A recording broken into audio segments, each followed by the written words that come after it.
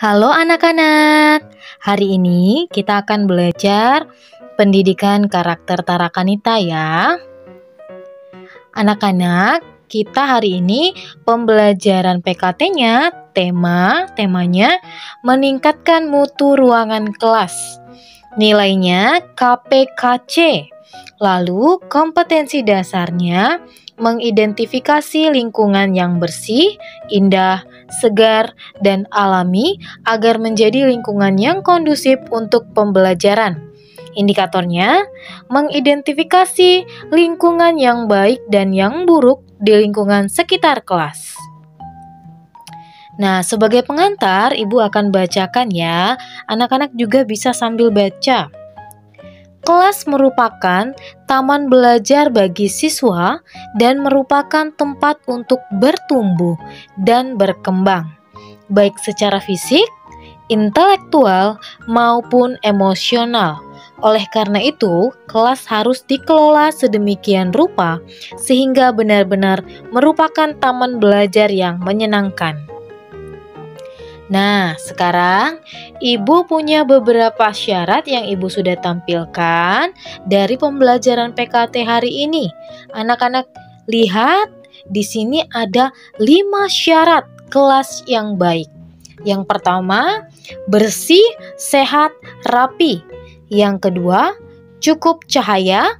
Yang ketiga, jumlah siswa tidak lebih dari 40 siswa.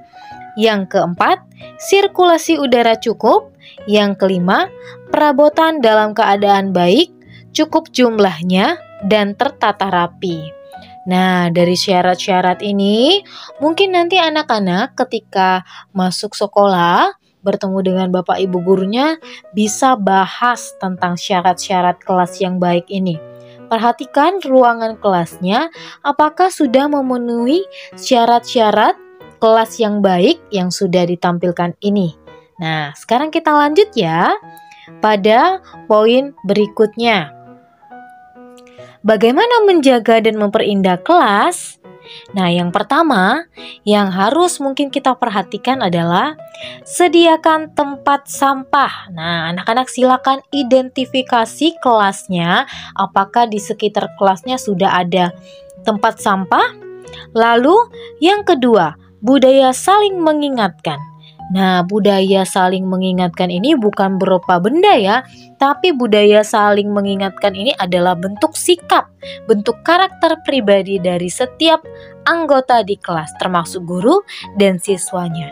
Jadi budaya saling mengingatkan ini bisa saja anak-anak mengingatkan ibu guru, dan ibu guru juga bisa mengingatkan anak-anak.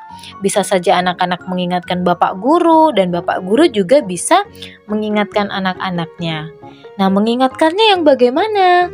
Mengingatkan untuk merapikan kursi, meja belajar, tidak mencoret-coret, dan masih banyak hal yang harus kita ingatkan dalam menjaga dan memperindah kelas. Nah, jadi mungkin nanti bisa anak-anak diskusikan oleh wali kelas masing-masing ya.